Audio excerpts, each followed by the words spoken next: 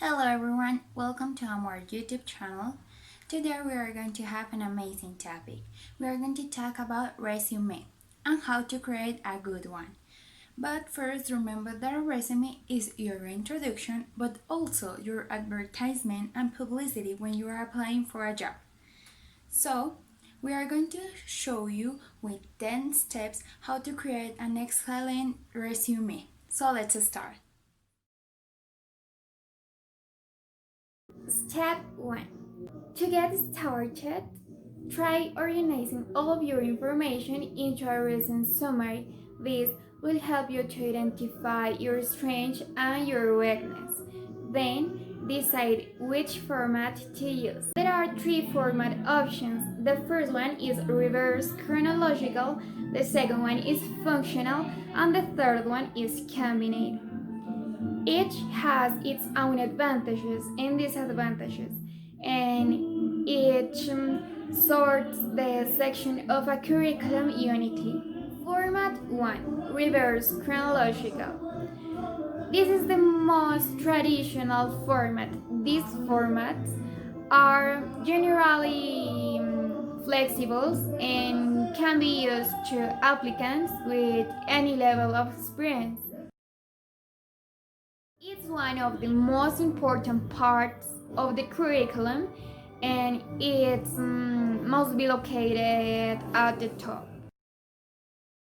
For this format, you must have a constant word history or any that is not very regular. In this section, you can highlight your personal attributes that you are proud of. In this section, you can put your degrees and your certifications.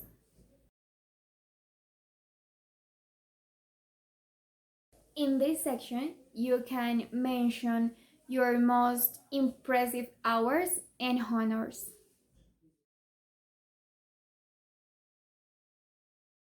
Format number 2. This format is called functional form. While the previous one, that is the chronological, works with the progress that you are doing on your career, this format is also called a skill-based resume. It is because it's based actually just in your skills and your abilities, but you have to be careful because these skills must be related to the job that you are applying for. It is suitable or recommended for those people who have a higher level of experience. But why?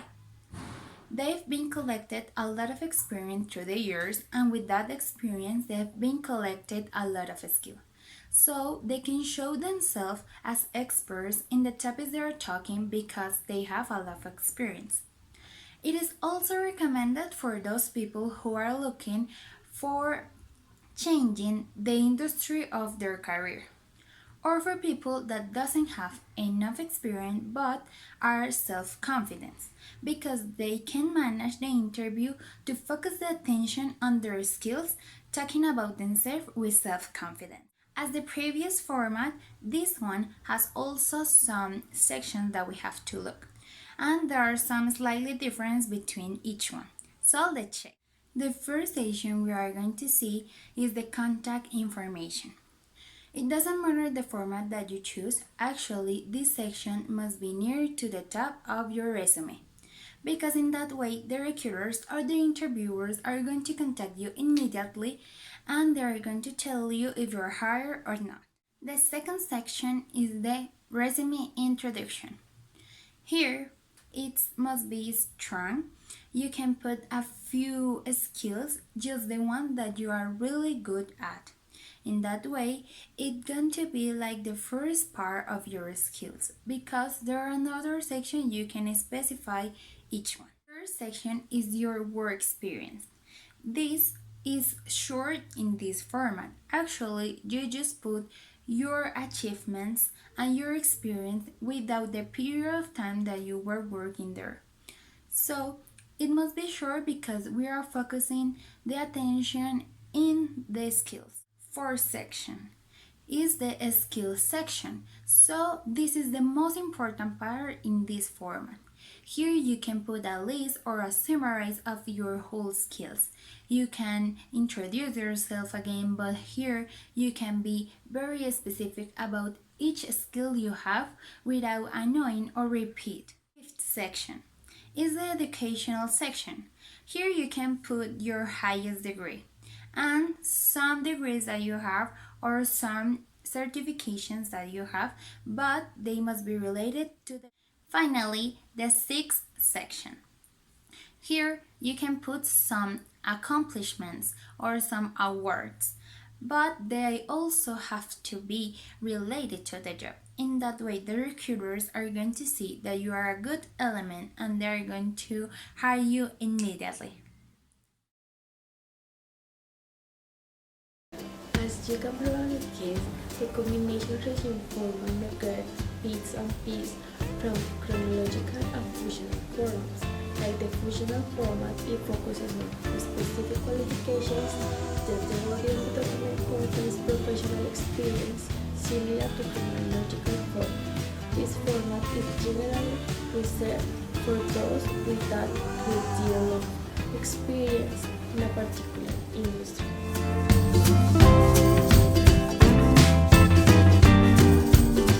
Okay, the details of these format sections are 1. Contact information. 2. Professional profile. 3. Work experience. 4. Skills section. And 5. Education.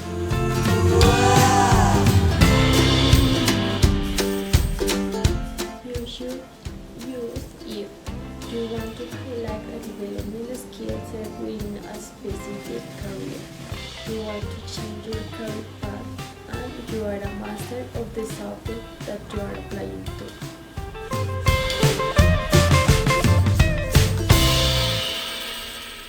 And finally, you shouldn't use if you want to highlight your education, you lack experience, and you are an entry-level candidate. Introduce your greatest career achievements and position-related skills in a longer section at the top of your resume. Create up to skill sections to highlight your vast array of relevant abilities. List your work experience from newest to oldest and include dates. Your introductions present your achievements, whereas your work experience showcase your upward career progressions. And finally, create up to skill sections to highlight your vast array of relevant abilities. With the combination format, you can describe some skills in sentence format and other skills in bullet list.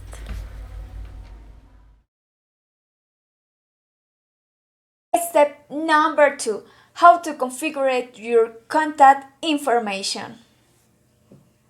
Before you add all your experience and skills, you have to add your personal information and how you can be contacted. If you don't put this information, maybe it is a little difficult for the interviewers to contact you. In this step, you have to put 6 data that are the most important. So let's start. First, your name.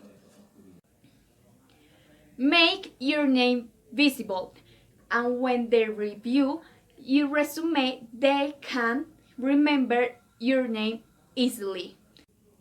The second name is optional. Second, your address. You have to put the place where you live in case that they need to send you something. Third, your phone number. Put your phone number so they can contact you for give you the good news that you are hired or the bad news that you weren't hired. Fourth, your email. In case that they can't contact you by call, they could contact you by email, and that is why it is very important. Fifth, put the link if you have your portfolio online. Suddenly, the interviews lost a list of your portfolio. Then, the first thing that they are going to do is check if you have it online and not burnt asking for another portfolio. 6. Make a profile on LinkedIn. In this social network that is used for business and employment, you can put your skills and work experiences that the company can see your professional profile.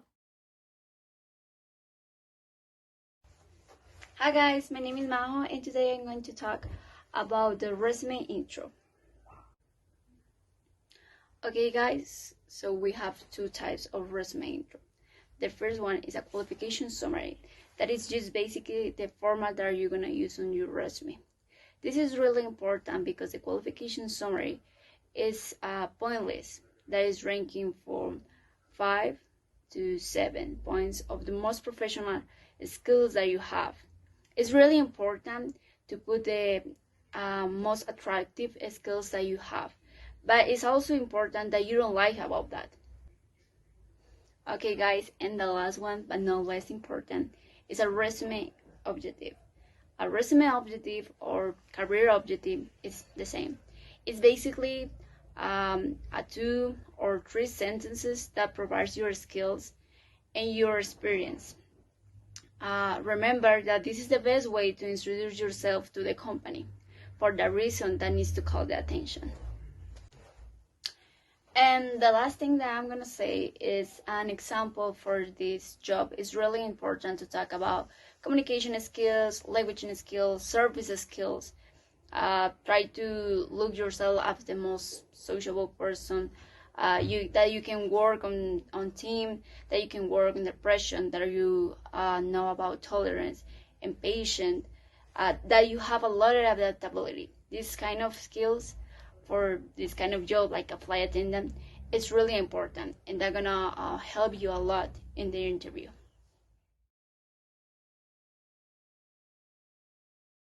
The professional profile is a combination of both the career objective and qualification summary. It is also the most flexible of the four styles as it can be formatted as a short paragraph or bullet point list. For example, I should use if I have major achievement in my past experience. I'm applying to a position in the same industry. I have a special area of expertise in my field. And I shouldn't use if. I am a trade-level applicant. I am a recent college graduate. I am like measurable of accomplishments.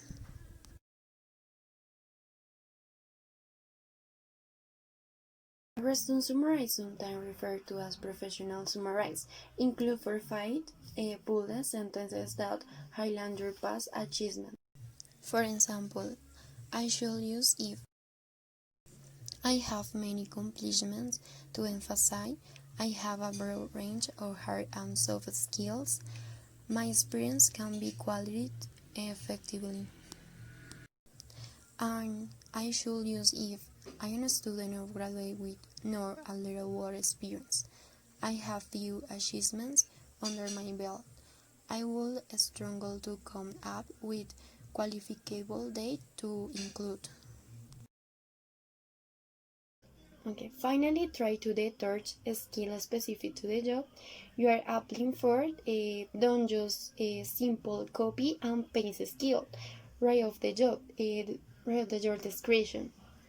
Although you can use few word strategy. Step number 4. Hiring for relevant work experience.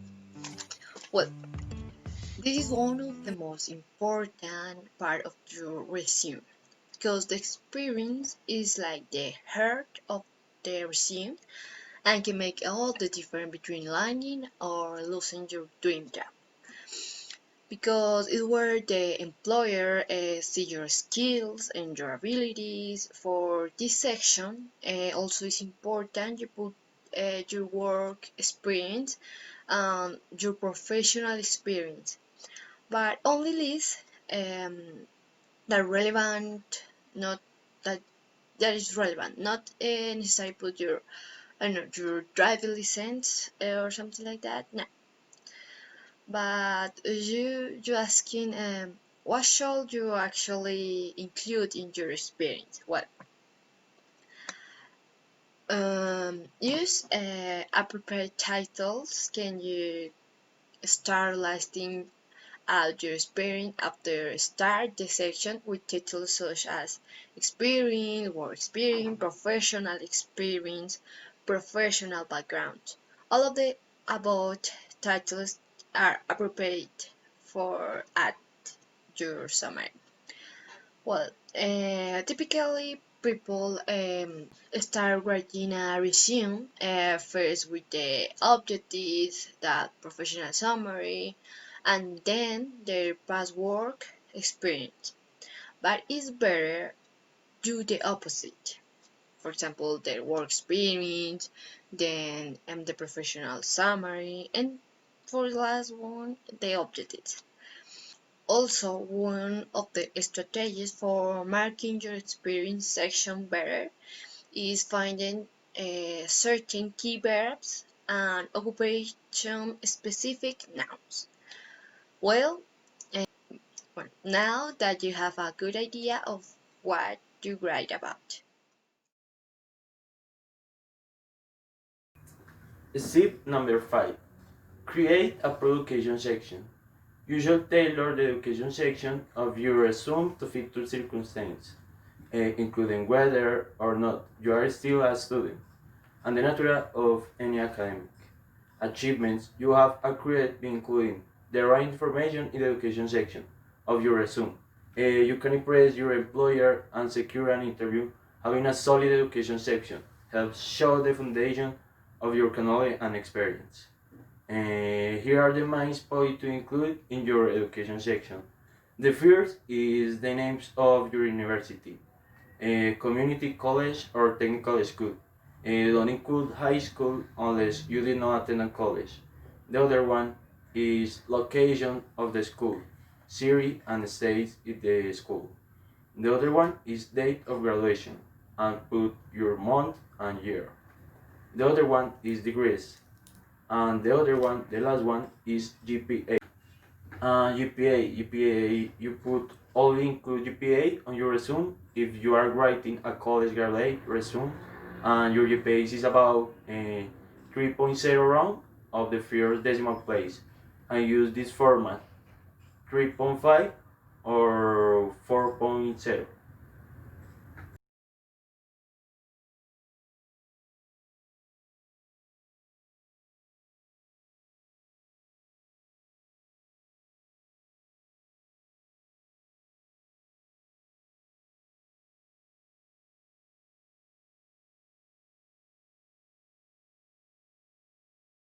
Let's start with the step number 7.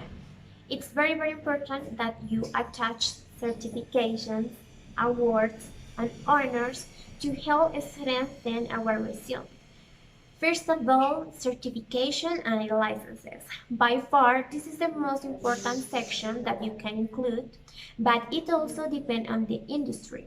For example, the nursing field or the field of pilots has a strict licenses requirement while the customer service sector doesn't. Remember, if your industry requires certification, the hiring manager will be intent on finding them as soon as possible due to its requirement in the industry. Publications.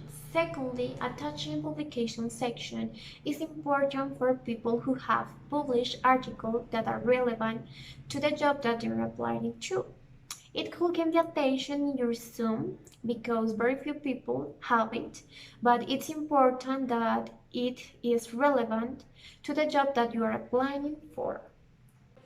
Awards and honors. Finally, these sections allows you to give a different and personalized touch to your resume by providing evidence of your abilities. Attaching honors, awards, and accurate helps you stand out from other candidates. Now I will tell you what types of items you can add in this section.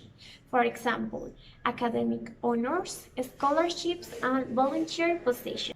In a labor market as competitive as current one, having a successful resume, which doesn't go unnoticed in a selection process, is essential to achieve the first objective. In this sense, recognitions and distinction in the resume can be a great help.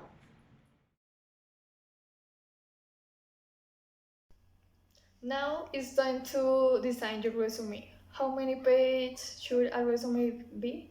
Well, this is depends. If you have information that is highly relevant to the important to the position you are applying for, then go ahead and add an additional page. If not, just do one page. Now we must choose a suitable font and size. There are some do's and don'ts that we should keep in mind. That choose easy to read fonts, use the same font throughout, choose a font that fits with the text size you have chosen, and don't choose a small size to fit everything on one page. Don't pick extravagant fonts. For sizing, many resumes follow a 24, 12, 10 format. This means that the name is 24 points, the body headers are 12 points, and the bullet points are 10.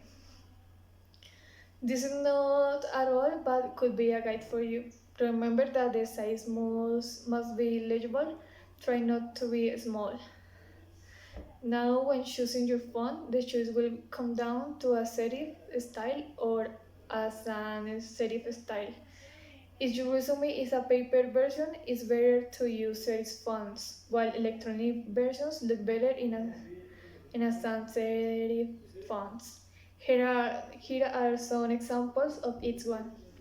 Now, add some strategic lines. Lines are great to use to help break up the resume and allow potential employers to better process the information. How you divide your resume is up to you. Try not to do many. Finally, margins are the first thing a potential employer will notice about your resume. It's important that they are appropriately set. 1 inch margins are the safe bet for applicants with lack experiences. If you have a lot of experiences that you are trying to fit to one page, then it's acceptable to reduce the margins, and it's recommended not to go below 5. Step 9. Write a matching cover letter.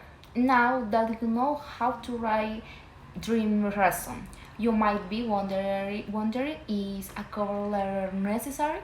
The answer is yes. Always include a cover letter if you have the option. Knowing how to write a good cover letter and then pairing with your resume will round out your application and is going to boost your chance of landing an interview. With the cover letter, you will have a stronger connection than just having your resume with the hiring agent. These two documents are very important and are very helpful in getting a very good job. Always keep in mind to follow our steps very well to have an excellent result. Below, I will show you a cover letter along with a resume. You will see what I am talking about and how good it looks. This is the resume. We have already talked about it. This is a cover letter. This document is an excellent opportunity to make clear your enthusiasm for performing the functions of the position you offer in business or company. It's about showing your human side since your more professional and academic side make it clear in the resume. As you will understand, your future career might depend on its perfect writing. It must have personal information, presentation to the person in charge of personal selection, an explanation of your reason for applying, comment on your knowledge, and farewell. Okay, you already have a lot of knowledge about how to make a resume, so make time for your cover letter as well. We continue with the next step, and thank you.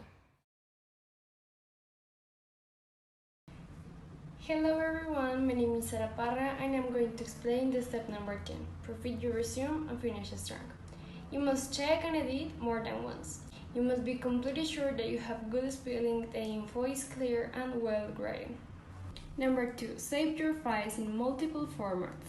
It doesn't hurt to also save your resume in PDF, Word, etc. and save copies on your computer or on Google Drive. Email your application like a boss. Write an effective email. Here are 4 keys to writing. Number 1. Use the hiring manager's name. Number 2. Make sure your email flows well. Number 3. Attach your application in multiple formats. And the last one, let them know you'd be happy to communicate via email.